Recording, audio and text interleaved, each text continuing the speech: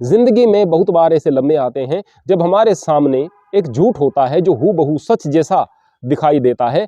उस सच जैसे दिखने वाले झूठ को पहचान लेना, उस बारीकी को अपने अंदर पैदा कर लेना, यह ज्ञान है। इसके अलावा श्रीमद् भगवत गीता हमें कदम कदम पर ज्ञान देती है, मार्गदर्शन देती है। आपको इतिहास में ऐसे उदाहरण बहुत सारे मिल जाएंगे, समाज में ऐसे उदाहरण बहुत सारे मिल जाएंगे जहां पर लोगों ने अपने घर को छोड़ दिया और जंगलों में जाकर आत्म कल्याण के लिए काम किया, लोक कल्याण के लिए काम किया।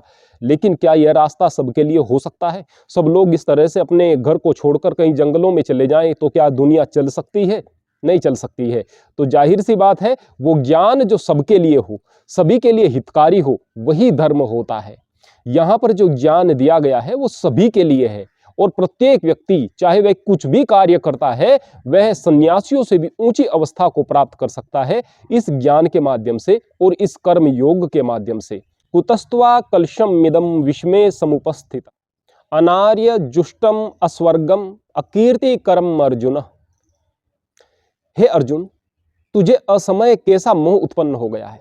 क्योंकि ना तो यह श्रेष्ठ पुरुषों के आचरण के योग्य है, न यह स्वर्ग दिलाने वाला है और ना ही यह कीर्ति दिलाने वाला है। अब कहेंगे कि अर्जुन तो अपने मन में प्रेम का भाव लेकर आया था, अर्जुन के मन में तो अपने बड़ों के प्रति सम्मान था, अपनों के लिए राज्य छोड़ देने का भाव था, तो इसमें क्या गलत था? और धर्म तो अहिंसा और प्रेम का नाम है। यहां पर तो भगवान हथियार उठाने की बात कर रहे हैं। यह धर्म कैसे हो सकता है? वास्तव में युद्ध की बात नहीं है। यहां पर बहुत बारीक शिक्षा आप लोगों को दी गई है और बहुत महत्वपूर्ण शिक्षा है। थोड़ा इसको ध्यान से समझने का प्रयास करें। क्या भगवान श्री कृष्ण ने युद्ध को रोकने का प्रयास नहीं किया? बार बार प्रयास किया, खुद दूत बनकर के भी गए और आखिर में यह कह दिया कि कोई राज्य नहीं चाहिए, 5 गांव मात्र चाहिए और 5 गांव दे दो, उसी में संतोष के साथ पांडव निर्वहन कर लेंगे, मैं अपनी तरफ से वायदा करता हूं। जब इस पर भी सामने वाला न माना, कुछ भी मानने को तैयार नहीं था, आखिर में यह कह दिया कि मैं सुई के नोक की बराबर भी जमीन नहीं दे सकता, यानी कोई मार्ग शेष नहीं बचा, आगे बात नहीं की जा सकती है, तो आखिर में युद्ध का मार्ग है। यहीं पर भगवान कृष्ण बताते हैं कि हमें युद्ध से और हिंसा से तो बचना चाहिए, लेकिन जब सभी मार्ग बंद हो जाएं तो फिर यह भी एक मार्ग हो सकता है। लेकिन यहां केवल युद्ध की बात नहीं है, जैसा कि हमने पूर्व में भी बताया है। बात यहां कुछ और है। वह क्या है? बात है धर्म की। और धर्म क्या है कि जिस स्थान पर आप हैं और जो काम आप करने के लिए आए हैं, उसको निष्काम भाव से, उसको बगैर किसी भी प्रकार का अन्य भाव रखे मन लगाकर उस काम को करना आपका धर्म होता है। इसको हम इस तरह से समझ सकते हैं। हमने एक वीडियो देखी, वायरल वीडियो, उसमें एक बच्चा अपने माँ बाप को भला बुरा कह रहा था, गाली दे रहा था, मेरे माँ बाप अधर्मी हैं क्योंकि ये मुझे परमात्मा का नाम नहीं लेने देते, ये मेरे माँ बाप संतों को गाली देते हैं। वास्तव में ऐसा करना गलत है, और यदि वो जो बच्चा कह रहा था वास्तव में ऐसा ही है तो वास्तव में बहुत गलत बात है। लेकिन इसका एक दूसरा पक्ष भी हो सकता है। मान लिया आपका बच्चा है, वह पढ़ाई लिखाई में ध्यान बिल्कुल नहीं देता, वह केवल सत्संग की बात सुनता है, वह केवल संतों की बात सुनता रहता है, बहुत सारी वीडियो इस तरह की देखता रहता है। आप क्या कहेंगे? आप कहेंगे कि इन संतों ने तुम्हारा दिमाग खराब कर दिया है, ये धर्म की बात करते हो, इससे तुम्हारा कुछ नहीं होने वाला है। आप भी इस तरह की बात कह उठेंगे। अगर वह बच्चा उसी चीज के चक्कर में पड़ा रहेगा और विद्या अध्ययन नहीं करेगा तो उसने अपने जीवन को असंतुलित कर लिया, और उस समय जो उसका धर्म था वह उस धर्म को नहीं कर रहा, तो जाहिर सी बात है वह धर्म के मार्ग पर नहीं है। अब अगर वहां पर जो युद्ध में अर्जुन खड़ा हुआ था, वह वहां पर यज्ञ करने लगता, वह वहां पर शिव तांडव स्तोत्रम पढ़ने लगता, वह वहां पर श्री राम स्तुति करने लगता, वह वहां पर कोई और उपासना संध्या वगैरह करने लगता, क्या ये छोटे कर्म है? क्या ये नीच कर्म है? नीच कर्म नहीं है, श्रेष्ठतम कर्म है। लेकिन उस समय वह स्थान वह करने के लिए नहीं था, वह स्थान जो करने के लिए था वही कर्म वहां पर धर्म था। अभी एक पहले न्यूज काफी प्रचारित हुई थी कुछ सालों पहले, एक युवक अपनी माँ बाप की इकलौती संतान था, विवाह उसका अभी तक नहीं हुआ था, पढ़ा लिखा था, इंजीनियर था, किसी संस्था के प्रभाव में आकर के उसने संन्यास ले लिया और माँ बाप से आजीवन दूर रहने की उसने प्रेरणा लेते हुए संकल्प ले लिया। अब माँ बाप कितना दुखी, किस कदर रो रहे थे, बार बार बहुत सारे न्यूज चैनल पर दिखाया गया। आप लोगों के शायद वो ध्यान में बात आ गई हो। अब वह एकमात्र उनकी संतान थी, बहुत सारी अपेक्षाएं माँ बाप की उनसे जुड़ी हुई थी। अब अगर वह वहां उस संस्था के साथ में रह करके परमात्मा का नाम लेता भी तो क्या यह श्रेष्ठ बात होती? उन माँ बाप की सेवा करना या उनके हृदय को शांति देना, यह उनका कार्य नहीं है, उस पुत्र का काम नहीं है।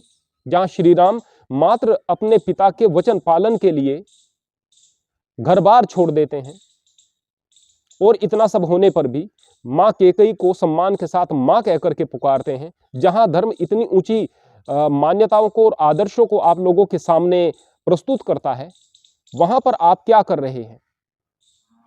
बोले कि घर छोड़ करके जा रहे हैं, परमात्मा का नाम लें। घर बाधा नहीं है, परमात्मा के नाम में कोई भी चीज बाधा नहीं। संसार में विषम परिस्थितियां आती हैं, घर वाले विषम परिस्थिति पैदा कर रहे हैं, आप बाहर जाएंगे तो बाहर वाले करेंगे, तो क्या परमात्मा का नाम लेना आप छोड़ देंगे? नहीं। भक्ति आपकी एक आंतरिक स्थिति है जो कि भक्त को अडोल बना करके रखती है हर एक परिस्थिति में।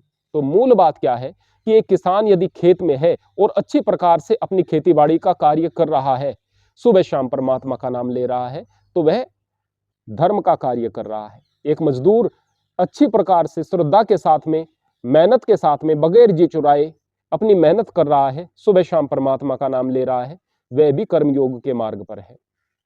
ठीक इसी प्रकार एक सैनिक युद्ध कर रहा है, राष्ट्र रक्षा कर रहा है। आप लोग सही प्रकार से बैठे हुए हैं, अपने रोजमर्रा के कार्य कर रहे हैं इसलिए कि वो प्राणों की आहुति वहां पर दे रहा है, तो वह भी अपने धर्म पर है। एक पुलिस वाला जो ईमानदारी से समाज में व्यवस्था बनाने के लिए लगा हुआ है, ईमानदारी से लगा हुआ है, तो फिर वह भी धर्म के मार्ग पर है। अर्थात जो आपका सामने कर्तव्य है उसको भी बेहतर तरीके से करना धर्म हुआ करता है।